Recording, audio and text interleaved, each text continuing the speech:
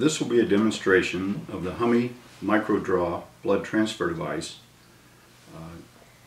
to draw a blood sample, arterial blood sample, from a peripheral arterial line catheter through a split septum T-connector attached to the catheter.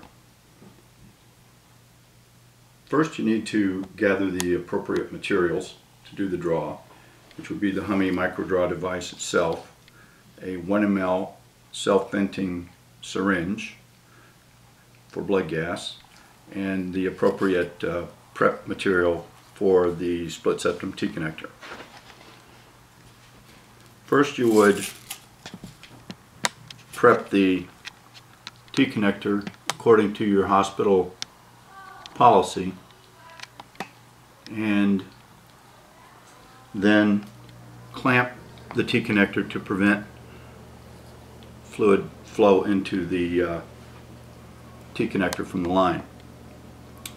Next, you would open the Hummy micro-draw device and inspect for integrity to make sure the sterility cover is intact, the clamps are on the line, the red and blue, and the white vent plugs are in place. Then you would take the Hummy and clamp both the blue and the red clamps onto the line. At that point, you would then take the 1 ml syringe preset to the volume for the blood gas or whatever test you want to take, and attach it to the red sample side like so. At this point, you're ready to do the insertion through the T-connector. You would remove the sterility cover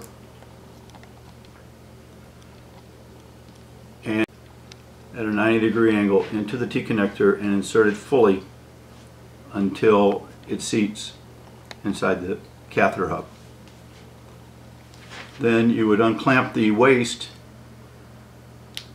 clamp and allow the blood to fill up to the white vent plug. That gives you the clearance that you need on the catheter.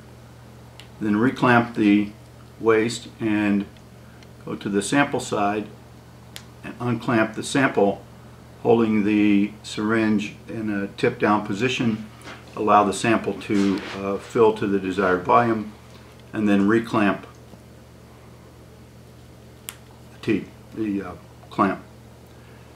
Now you can remove the sample and cap it and send it for testing.